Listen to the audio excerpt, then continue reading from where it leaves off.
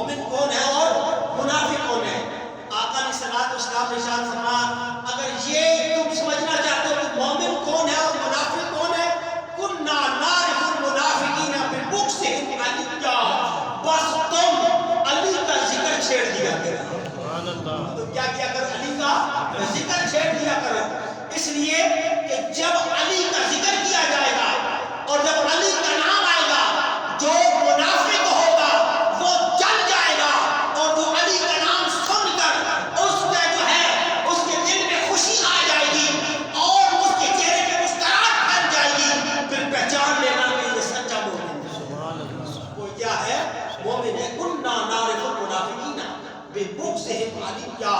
اس لیے کہ حضور کے دور میں منافق بھی تھے، تو پھر منافق اور مومن کی پہچان کے لیے حضور نے یہ نسخہ بتا دیا کہ تم ذکر علی چھیڑ دیا کرو.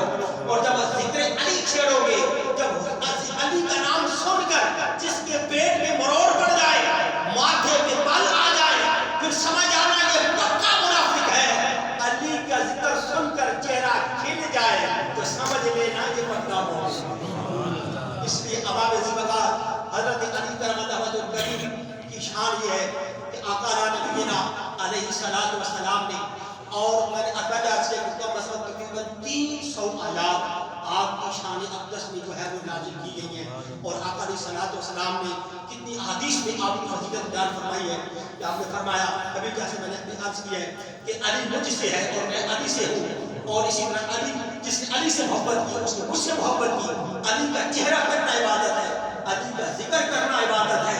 اس لیے اباب ذوالفقار اللہ پاک نے حضرت علی کرم اللہ وجہ الکریم کو بے شمار فضیلتیں اور عظمتیں عطا فرما رکھی تھی. ایک تو آقا نبی علیہ السلام نے یہ سوال کیا نا کہ مجھ سے پوچھ لو جو کچھ پوچھنا چاہتے ہو، تو کائنات میں دوسری ہستی حضرت علی کرم اللہ وجہ الکریم ہیں جنہوں نے فرمایا تھا کہ پوچھ لو جو کچھ مجھ سے پوچھنا چاہتے ہو، جو کچھ مجھ سے پوچھنا چاہتے ہو پوچھ لو.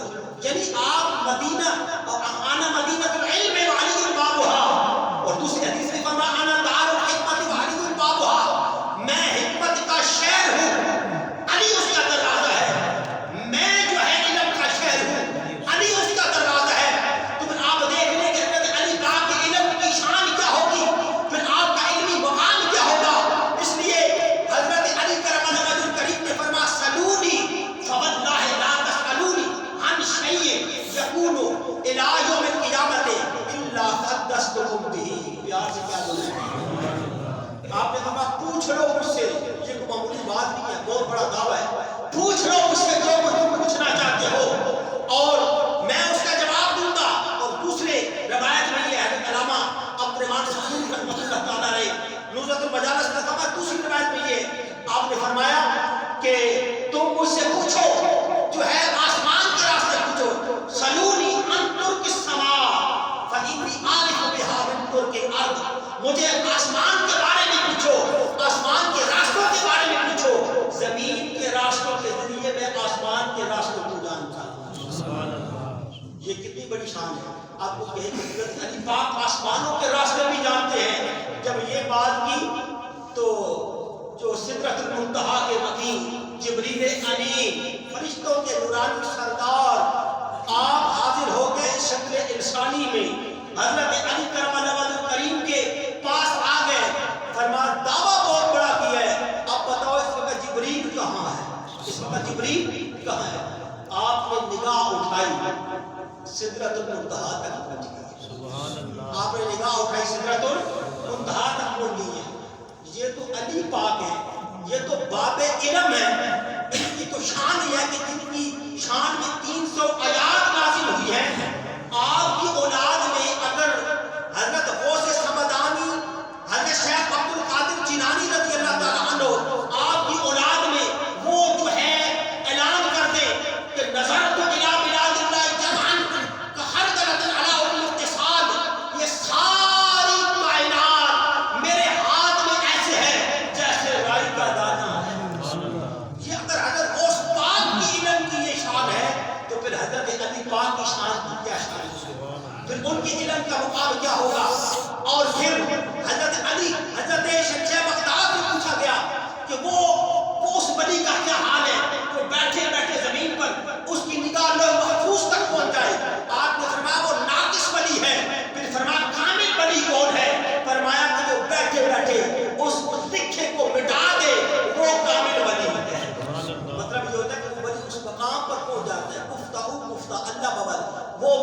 کی زبان پہ اللہ بولتا ہے، اس کی زبان پہ کون بولتا ہے؟ اللہ بولتا ہے۔ وَإِنْ سَأَلَنِي لَأُعْطِيَنَّهُ، حدیث سے قدسی ہے، پھر جو کچھ مانگے تمہیں میں عطا بھی کر دیتا ہوں۔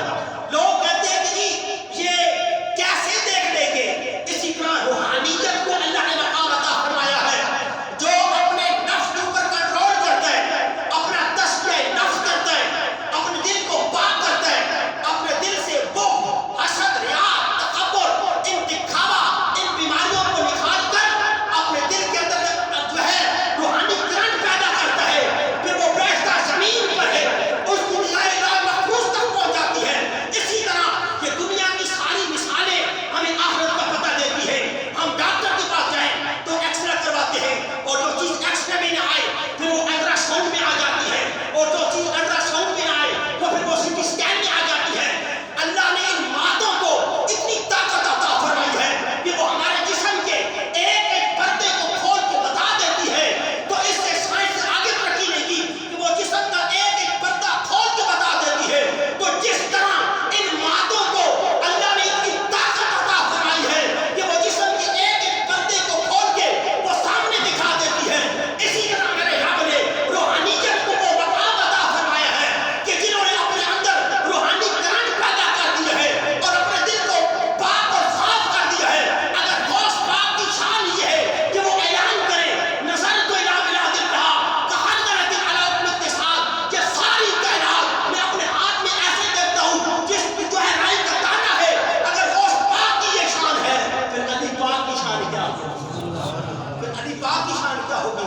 جب آپ نے اعلان کیا کہ پوچھو سلونی عن ملک السماء فإنی عارف بها من ترک الارض، مجھے آسمانوں کے راستوں کے بارے میں پوچھو، میں زمین کے راستوں کے ذریعے ان سے جانتا ہوں۔ جبریل امین جو ہے وہ شکل انسانی میں آگے فرمایا بتائیں اس وقت جبریل کدھر ہے؟ آپ نے نگاہ اٹھائی تو سدرۃ المنتہا پر بھی نگاہ پہنچ گئے، مشرق دیکھا، مغرب دیکھا، شمال دیکھا، جنوب دیکھا، فرمایا کہ اس وقت ایک سوال کرنے والے جبریل نہ سدرۃ المنتہا پر ہے، نہ آسمانوں پر ہے، نہ زمین پر ہے، نہ مشرق و مغرب میں ہے۔ میں تو کہتا ہوں تو ہی جبریل ہے، تو ہی جبریل ہے جس کی شان یہ ہے، علم کا مقام یہ ہے کہ اعلان کریں کہ مجھ سے پوچھو، آسمان کے راستے مجھ سے پوچھو، زمین کے راستوں سے میں جانتا ہوں۔ اور تیسری روایت میں یہ ہے کہ جب آپ نے فرمایا سلونی عما دون العرش، مجھ سے پوچھو عرش کے نیچے جو کچھ ہے مجھ سے پوچھو۔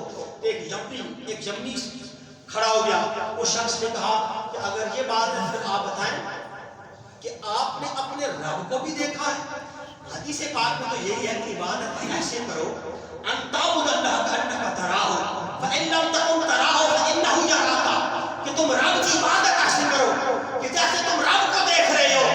یا پھر اتنی طاقت نہیں ہے کہ پھر اتنا خیال کر کہ رب تمہیں دیکھ رہا ہے، تو اس لیے پھر حکم تو یہ عام بندے کو بھی یہی ہے۔ پھر علی پاک کی نماز کیسی ہوگی؟ پھر اس کی ان کی شان کیا ہوگی؟ اس یمنی نے سوال کیا کیا آپ نے اپنے رب کو بھی دیکھا ہے؟ فرمایا لا اعبد رب کا لو اراه، آج تک بن دیکھے اس کو سجدہ ہی نہیں کیا، آج تک بن دیکھے اس کو سجدہ ہی نہیں کیا ہے۔ اب آپ اسی بغار حضرت علی کرم اللہ وجہ الکریم کی شان یہ ہے کہ آپ ایک مسجد کے اندر بیٹھے ہیں، یہودی ہے، کافر ہے، بہت لوگ بیٹھے ہیں، انہوں نے سوال کر دیا کہ آپ بتائیں وہ کون سے جانور ہیں، کون سے جانور ہیں کہ جو انڈے دیتے ہیں، اور کون سے جانور ہیں جو بچے دیتے ہیں؟ آپ نے فرمایا جن جانوروں کے کان باہر ہیں وہ بچے دیتے ہیں، جن جانوروں کے کان اندر ہیں وہ انڈے دیتے ہیں۔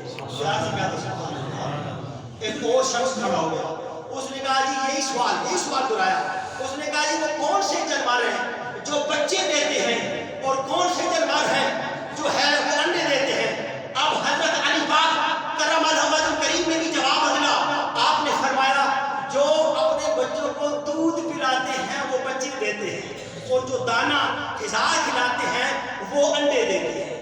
تیسرا آدمی پھر کھڑا ہو گیا، اس نے پھر یہی سوال کیا کہ کون سے جانور ہیں جو بچے دیتے ہیں اور کون سے جو انڈے دیتے ہیں؟ حضرت علی پاک نے پھر خیرات بدلی، سوال وہی تھا لیکن مختلف لوگ سوال کر رہے تھے۔ آپ نے پھر جواب دیا، فرمایا کہ وہ جانور جو اپنی غذا کو چگل کر کھاتے ہیں وہ بچے دیتے ہیں، اور وہ جانور جو نگل لیتے ہیں وہ انڈے دیتے ہیں۔ جب یہ تین سوالوں کے جواب مختلف آپ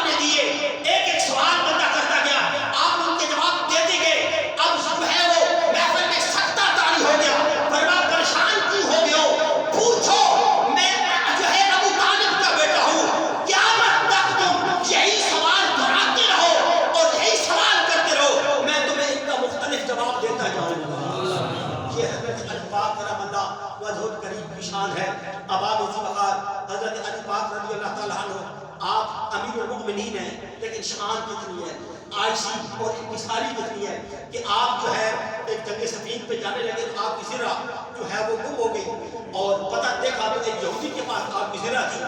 आपने उससे कहा कि ये ज़िरा मेरी है, उसने कहा इस पर आप मेरी मलकियत है, मेरे कब्जे में है।